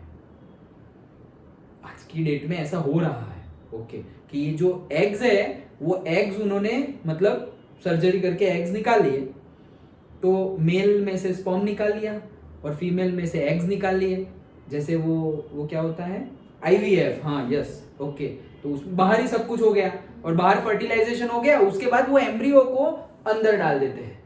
ओके, तो हो गया सब कुछ बाहर, जो अंदर होना था वो बाहर हो गया। क्यों? क्योंकि अंदर होने में कुछ प्रॉब्लम हो रहा है, इसलिए बाहर करवा रहे हैं। तो और ये भी एक ट्रूथ है कि जैसे जैसे एज बढ़ती है वैसे वैसे मेल की और फीमेल की दोनों के जो हमारे सेक्स सेल्स है, मतलब एग है और स्पर्म है, उसकी क्वालिटी लो हो जाती है। ओके, तो वो क्वालिटी लो होती है तो फिर ऑब्वियसली चाइल्ड भी लो ही होगा, चाइल्ड की क्वालिटी कैरेक्टरिस्टिक्स भी वैसी ही होगी। ओके, सो ऐसा ना हो, इसीलिए जब 25, 30, 32, 33 इतनी ही एज में ऐसे एग्स निकाल लिए और स्पर्म निकाल लिया और उसको स्टोर कर दिया फॉर इयर्स एंड इयर्स, और फिर जाके 42, 45, 47 वो एज हो गई, उसके बाद उन्होंने उससे चाइल्ड प्रोड्यूस कर दिया, लाइक दैट। वैसा हो रहा है, ओके। तो ये भी तो थोड़ा बहुत वैसा ही है कि पर्टिकुलर टाइम के लिए भाई नहीं रहेगा तो फ्यूचर में यूज करना है, तो फ्यूचर में यूज करने के लिए हम स्टोर कर रहे हैं। तो ये भी तो वही है कि हम ये क्वालिटी फ्यूचर में नहीं रहेगी, इसलिए यही क्वालिटी को फ्यूचर में यूज करने के लिए हम इवन ह्यूमंस के भी एग और स्पर्म को स्टोर कर रहे हैं, ओके। सो टेक्नोलॉजी आगे बढ़ रही है, ओके। चलो नाउ तो पोलन ग्रेन्स थोड़ा ही है, एक ही बंदे कोई बाकी नहीं है बैठे हुए, कोई बात नहीं, फटाफट हो जाएगा। पोलन ग्रेन्स है उसका थोड़ा बहुत हमें समझना भी है, उनकी प्रॉपर्टीज और उसके यूजेस। तो ये जो पोलन ग्रेन्स है वो बहुत ज्यादा रिच इन न्यूट्रिएंट्स होते हैं, इसमें बहुत ज्यादा न्यूट्रिएंट्स होते हैं। सोचो हमें तो आयुर्वेदिक में तो कितना कुछ ऐसे बोलते हैं कि भाई ये फ्लावर खा लेना, फ्लावर के पत्ते खा लेना, फ्लावर खा लेना, लाइक दैट, ओके। तो उससे कैसे एनर्जी मिलेगी, क्योंकि ये जो है ना पर्टिकुलरली पोलन ग्रेन्स उसमें बहुत ज्यादा, क्योंकि अभी तो हमने पढ़ा वो लार्ज वेजिटेटिव सेल था, उसी में तो सारा फूड था, ओके। तो वो बहुत ही ज्यादा वो न्यूट्रिशन उसके अंदर होता है, क्योंकि हम जो भी फर्टिलाइजर डालते हैं, मैन्यूअर डालते हैं, पानी डालते हैं, हवा देते हैं, मतलब हवा तो मिलती है उसको, हम नहीं देते, लेकिन जो भी हम प्लांट्स को देते हैं तो वो सब कहाँ जाता है, उसके फ्रूट और उसके फ्लावर में। हम जो भी प्लांट को देते हैं उसके फ्रूट और फ्लावर में जाता है, तो फ्लावर भी वैसा ही होगा क्वालिटी और फ्रूट भी वैसी ही क्वालिटी होगी, बढ़िया वाली, अगर बढ़िया से उसको नरिश किया हुआ है तो रिच इन न्यूट्रिएंट्स होते हैं ये जो हमारे पोलन ग्रेन्स होते हैं वो। और कई एथलीट्स भी उसको यूज करते हैं, पर्टिकुलर टैबलेट्स आती है अब तो, ओके। तो वो टैबलेट्स ले ली तो इंस्टेंट एनर्जी मिल जाती है, इंस्टेंट एनर्जी, ओके। तो ऐसा करते हैं। अच्छा, कई लोगों को पोलन ग्रेन से एलर्जी भी होती है, ओके। पोलन एलर्जी जिसे बोलते हैं, फूल के पास गए अरे क्या है ऐसे डायरेक्ट, क्यों? क्योंकि उनको एलर्जी है, तो मतलब पोलन ग्रेन्स ऐसे उन्होंने ऐसे किया, ओके, तो पोलन ग्रेन्स गए तो एलर्जी है तो स्नीजिंग और वो सब हो सकता है, तो cause pollen allergy also. Then can cause respiratory disorder also, जिनको एलर्जी हो उनको रेस्पिरेटरी डिसऑर्डर भी हो सकता है। कि देखो जिस चीज का काम जो हो वही रहने देना चाहिए, ये पोलन ग्रेन्स का काम है उसकी जनरेशन को आगे बढ़ाना, और हम उसको ले रहे हैं, हम उसको खा रहे हैं, तो प्रॉब्लम होगी। फिर खाने के लिए हमारे पास दूसरी चीजें हैं, तो ऐसा नहीं खाना चाहिए, मतलब उसका जो यूज है उसका वो। और इसमें एनर्जी देखो रिच इन न्यूट्रिएंट्स तो है, वो तो है ही, वो तो ऑब्वियसली है। जैसे हमारे मेल में ही अभी हम कंपेयर कर रहे थे ह्यूमंस में, ह्यूमंस में देखो, ह्यूमंस में हम बात करते हैं जैसे कि ब्रह्मचर्य की, ओके। मतलब क्या कि से फीमेल में तो एग को ऐसे कंट्रोल नहीं किया जाता, वो तो साइकिल के अकॉर्डिंगली रिलीज होते रहते हैं, लेकिन मेल में कंट्रोल किया जा सकता है कि फिजूल का स्पर्म ना निकले, ओके। और अगर वो निकला तो मतलब साइंटिफिकली प्रूवन है 40 kg, 40 या 20 मानो कोई बात नहीं, 20 kg खाने के बाद स्पर्म बनता है। खाना खाने के बाद कितना? 20 kilo, 20 kg minimum, minimum, maximum नहीं, मिनिमम इतना खाना खाने के बाद 1 टाइम फर्टिलाइजेशन के लिए जो रिक्वायर्ड है उतना स्पर्म बनता है, ओके। और अगर स्पर्म ऐसे ही निकल गया, ओके, जस्ट इमेजिन स्पर्म ऐसे निकल रहा है विदाउट रीजन, फर्टिलाइजेशन नहीं होने वाला है, विदाउट रीजन निकल रहा है, मतलब वो क्या बोलेंगे हम, क्या बोलेंगे, कंसीव एक्टिविटी और व्हाटएवर, सेक्स हो रहा है, ओके, लाइक दैट। तो सोचो जस्ट कि साइकिल के टाइम पर फीमेल्स को कितनी प्रॉब्लम होती है, कितना पेन होता है, वही पेन मेल को भी होगा अगर कंटिन्यूअसली विदाउट मतलब हमारा पर्पस फर्टिलाइजेशन नहीं है, मतलब नेक्स्ट जनरेशन ऑफस्प्रिंग प्रोड्यूस करना नहीं है, और फिर ऐसे ही कर रहे हैं, तो यहां भी एनर्जी लूज हो रही है, यहां भी एनर्जी लूज हो रही है, मेल की भी और फीमेल की भी। वो एनर्जी बहुत ही ज्यादा नेसेसरी है। मतलब अगर ऐसा कोई तुम्हें दिखे, मतलब कोई किसी ने ऐसा, जैसे कि डॉक्टर लोग ऐसे पूछते हैं, जो भी ऐसा बहुत ऐसा हो रहा है ये वो, तो बोलेंगे कि अच्छा व्हाट एक्टिविटीज यू डू, सब कुछ पूछेंगे, फिजिकल एक्टिविटी, मैरिज हो गए है नहीं हो गए है, चाइल्ड है नहीं है, प्लान कर रहे हो, सब कुछ। उसके बेस पे बता देंगे कि भाई तुम लोग की तुमने ये सब एक्टिविटी है, दिस इज द रीजन। तो फोकट का ऐसे नहीं, जैसे कि हमने बताया फीमेल्स में तो हम कंट्रोल नहीं कर सकते, साइकिल्स हो तो वो तो एग्स तो रिलीज होंगे ही, लेकिन मेल में कंट्रोल कर सकते हैं। ओके, वो ऑटोमेटिकली ऐसे ही नहीं निकल जाएंगे स्पर्म्स। तो वही देखो, वो जितना मतलब पावरफुल है उतना ही यहाँ भी पावरफुल है, सबका वैसा ही होता है। हम देखो जो हाइब्रिडाइजेशन करते हैं, जैसे कि वो अभी हमने छोटे थे तब पढ़ते थे कि यहाँ की काऊ और वहाँ का बुल, वेस्टर्न कंट्री का। ओके, फिर जर्सी काऊ लेके आते थे जो बहुत ज्यादा दूध देती थी। ओके, तो दूध ज्यादा देने लगती है हमारी काऊ, सपोज 20 लीटर दे और वो 45 लीटर दे, अच्छा, लेकिन क्वालिटी वो सब दूसरी बात है, लेकिन अगर क्वांटिटी पे ही बात करें तो बढ़ गई ना quantity. Okay, like that. So respiratory disorder भी होते हैं। ओके, तो यही था पूरा का पूरा हमारा स्ट्रक्चर ऑफ माइक्रोस्पोरेंजियम। उसके बाद पॉलन ग्रेन्स तक पहुंचे, मतलब माइक्रोस्पोर से पॉलन ग्रेन्स तक की जर्नी। और पॉलन ग्रेन्स जो है उसका जो फीचर है और उसका जो इंपॉर्टेंस है वो हमने लास्ट में समझा। एक क्विक रिवीजन, फ्लावर था, फ्लावर में हम समझ रहे हैं प्री फर्टिलाइजेशन में, प्री फर्टिलाइजेशन में मेल पार्ट, तो मेल पार्ट में आता है स्टेमन, स्टेमन में एंथर, एंथर में 4 माइक्रोस्पोरेंजिया, 4 माइक्रोस्पोरेंजिया में से एक माइक्रोस्पोरेंजियम को पकड़ो, एक माइक्रोस्पोरेंजियम को पकड़ा, उसके सेंटर में है स्पोरोजीनियस टिश्यू। ये स्पोरोजीनियस टिश्यू बने हुए हैं स्पोरोजीनियस सेल से, ये लोग डिफरेंशिएट होते हैं, तो स्पोरोजीनियस सेल में से बनते हैं क्या, मियोसाइट्स। मियोसाइट्स अंडरगो होते हैं मियोसिस प्रोसेस में, तब बन जाते हैं माइक्रोस्पोर्स टेट्राड, जो 4 नंबर के होते हैं वो टेट्राड बोला है ना, माइक्रोस्पोर टेट्राड। और ये जो माइक्रोस्पोर टेट्राड है उसमें से एक माइक्रोस्पोर में से बन जाते हैं पॉलन ग्रेन्स। ये पूरी की पूरी हमने सीक्वेंस देख लिया। क्विक रिवीजन भी यहीं से हो गया कि ये पूरा का पूरा हमारा सीक्वेंस है। बीच में हमने एक प्रोसेस जो डिटेल में वापस देखी, वो journey from microspore to pollen grains. तो वो जो लार्ज वेजिटेटिव सेल और स्मॉल जनरेटिव सेल वाला जो था कि एक्सपांशन होगा, वैक्यूल्स बनेंगे एंड ऑल, तो वो वहां पर माइटोसिस होगा, 2 बार माइटोसिस, एक बार माइटोसिस फिर दूसरी बार माइटोसिस, तो 3 सेल स्टेज बन जाएगा। तो वो सब हमने यहां पर डिस्कस किया, microspore to pollen grains. Understood? Okay, तो यहां पर हमारा मेल पार्ट कंप्लीट होता है। इसके बाद पॉलन ग्रेन्स तो बन गए ना, तो अब हम वहां बात करेंगे क्या, फीमेल की। तो फीमेल की बात करेंगे, और फिर फीमेल की बात की तो हमारा जो प्री फर्टिलाइजेशन का पार्ट है क्या, गैमेटोजेनेसिस, वो कंप्लीट हो गया। जीनेसिस मतलब बनना, तो बनना कंप्लीट हो गया। और उसके बाद क्या है, गैमेटो ट्रांसफर, ट्रांसफर होगा और फिर फर्टिलाइजेशन हो जाएगा। ओके, समझ में आया?